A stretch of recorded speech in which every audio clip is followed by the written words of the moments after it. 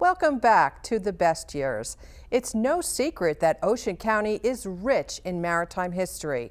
Dom Elijah introduces us to a beach haven woman whose life's goal is to share that history with the world.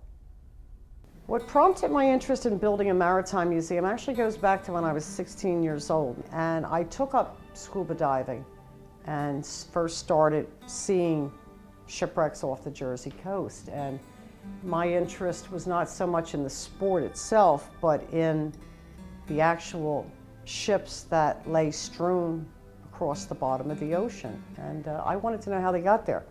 This museum is the culmination of almost 40 years of obsessive collection of maritime research and memorabilia, all related to the New Jersey coast. Many of the artifacts here are loaned or donated to us by divers that I've known for decades who simply want their artifacts to be seen by other people. They're very proud. Divers are a very proud group of men and women, and they want their artifacts seen. If it weren't for them, many of these artifacts would not only never see the light of day, but would never be viewed by those who will never have a chance to see what these shipwrecks look like on the bottom of the ocean.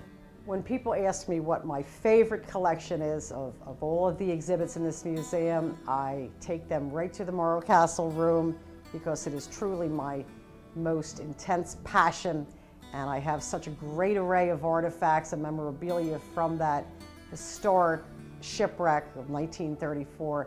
And I'd love to take you through it and show you some of the artifacts that exist from the Morro Castle disaster.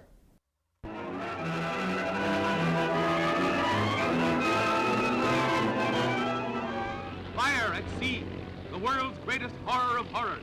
The luxurious ward liner Morro Castle is being raked by flames, which broke out mysteriously shortly after midnight during a heavy storm 8 miles off the Jersey coast.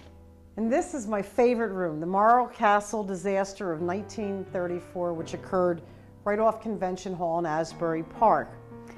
I guess one of the reasons that I have such a passion for this, even more so than any other New Jersey maritime disaster, is because there's much that remains to be discovered about the circumstances leading to the Morro Castle's fate that day. The role of the chief radio operator, George Rogers, who's depicted in this photograph at the hospital with his wife sitting by his side.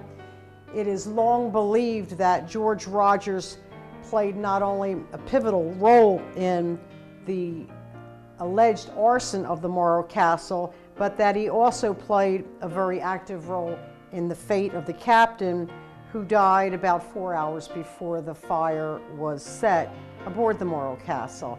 You see here along this wall, these are all original photographs taken of the Morro Castle as she was grounded right off Convention Hall. Some of these photos sadly show some of the survivors of the Morro Castle. Remember, this vessel was grounded in the very early morning hours of September 8th, 1934. Many of these people were in their rooms, and they barely escaped with the clothes on their bodies.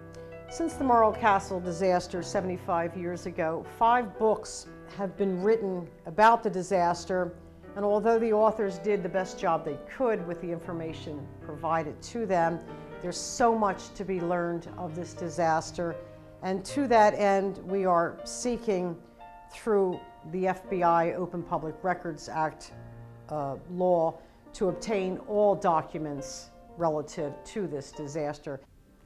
I'd like to thank you for visiting the Museum of New Jersey Maritime History and remind people of all ages, that there's something here for everyone, whether it's the Internet Cafe, the Lending Library, our documentation on over 7,200 New Jersey shipwrecks. We have something for everyone.